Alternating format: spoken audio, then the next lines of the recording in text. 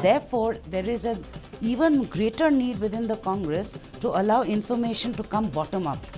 You know, while BJP, because it's effectively its second government in India, right? Yes. I mean, if we ignore the first 13 days and Vajpayee. 13 months, yes. Okay, so for a party that's coming into power for the second time, it is still possible to have a strategy which is top down, and it has the necessary party discipline to carry through a top down strategy.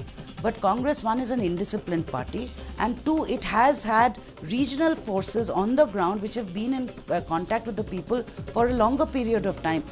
For the while that it worked in UPA 2 for the first 5 years, it is because of the regional leaders who actually strengthened Sonia Gandhi with the necessary armory required, and that crumbled in the second 5 years. So today, if you are seeing the kind of drubbing that you are seeing, it is because the regional leadership of the Congress did not get a chance to rise. Now is the best time for the regional leadership to re-establish itself and say, okay, let the whole process be decentralized.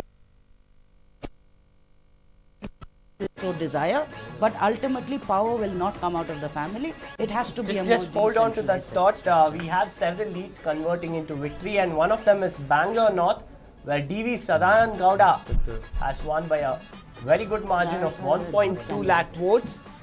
Well, this is one of the constituencies where Rahul Gandhi's primaries was experimented, and they had Narayan Swamy as their candidate, but looks like D.V. Sadanand Gowda managed to. Again, look at that thought. The point is, Rajiv should have been the candidate. He would have given a good run for money for Sadanand Gowda, Yes. right?